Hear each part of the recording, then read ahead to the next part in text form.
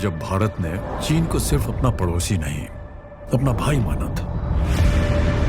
लेकिन 1962 को पता चला कि ये भाईचारे की भावना दोनों तरफ नहीं थी। ये हमला एक विश्वासघात था। भारत माता की जय। चाली कंपनी में आपका company commander major Shaitan Singh Bhati बोल रहा हूं। आज रात एक बहुत बड़ा तूफान हमारी तरफ आने वाला है, चीनी फौजियों का। तुम सब किसान के बेटे हो, जमीन के लिए लड़ना तुम सबके खून में।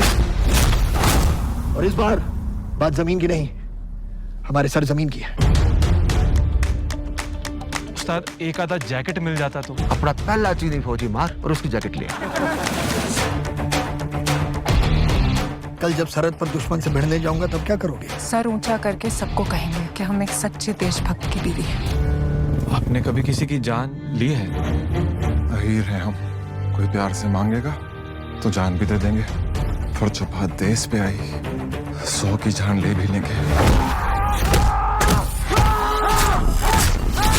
3000 चीनी रजांगला की तरफ बढ़ रहे हैं। सर, वहाँ हमारे सिर्फ 120 जवान पोजीशन है। अगर आज हम पीछे हट गए तो वो कल तक चुशुल और कुछ दिनों में कश्मीर तक पहुंच जाएंगे। मैं लड़े बिना हार नहीं मानना चाहता। आपका दिल क्या कहता है? यहीं लड़ेंगे, यहीं मरेंगे, आखिरी सांस तक, आखिरी गोली तक। दादा किशन की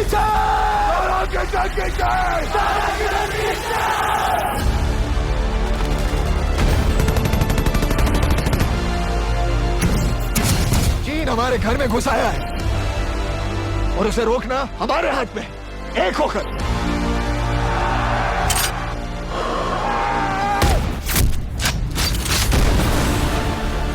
आज धरती लहू पुकार रही है। सींच दो उसे दुश्मन के खून से।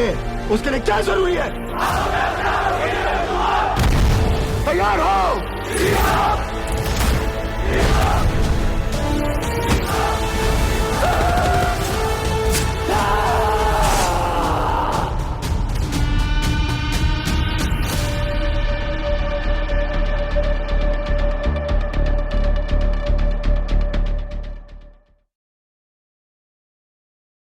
भारत की कुल आबादी का 22% भाग यादव वंश का है। भारत का 12.7% व्यापार यादव समाज के लोग करते हैं और भारतीय सेना में 16% सैनिक यादव समाज से हैं। भारत के अलावा नेपाल, श्रीलंका, बांग्लादेश, पाकिस्तान, रसिया और मध्य पूर्व में यादव मौजूद हैं और इसलिए इन्हें दुनिया के इतिहास की सबसे बड़ी जाति भी कहा जाता है। देश की आबादी के अलावा यादवों ने राजनीति, अर्थशास्त्र, इतिहास, विज्ञान, सैन्य, खगोल विज्ञान और अध्यात्म में एक बहुत बड़ा योगदान दिया है। यादवों को हिंदू धर्म में क्षत्रिय वर्ग की श्रेणी प्रदान की गई है और इस वंश में अनेक सूरवीर एवं चक्रवर्ती राजाओं ने जन्म लिया, भारत और नेपाल में शासन किया। उनमें से कुछ इस प्रकार है। यादव डायनेस्टी, जिसने अपने चरम पर तुंगाभद्रा से नर्मदा नदी तक फैले एक साम्राज्य पर शासन किया, जिसमें वर्तमान में महाराष्ट्र, उत्तर कर्नाटक और मध्य प्रदेश के कुछ हिस्से शामिल हैं।